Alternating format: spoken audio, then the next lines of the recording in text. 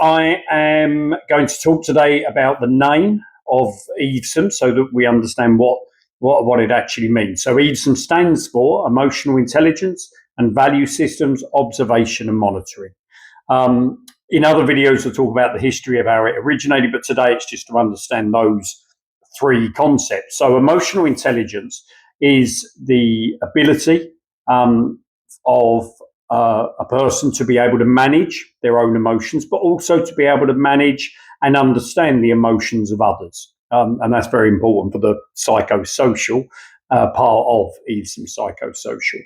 Value systems are the criteria by which we make decisions, the rightness and wrongness of a situation, how we decide whether something is okay, not okay, good, bad, I'm going to do it, I'm not going to do it. It can be conscious, it could be subconscious, but it's that, and it's both through, what learned material, but it can also be stuff we've decided that we're going to live by these values, so to speak. So they're the value system. So in the EIVSOM model, we have both high and low levels of emotional intelligence, and we have positive and negative levels of value systems, and we look at the interplay between them to help individuals and others to describe behaviours and decision-making processes. The observation and monitoring is important because that really forms the part of the process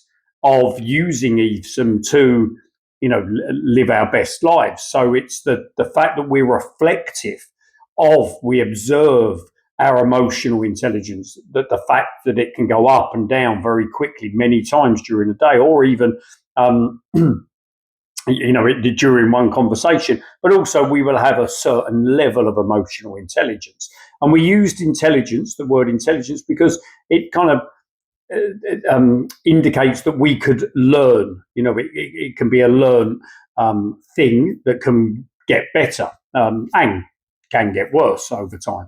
But if we learn the skills, we can employ using it better.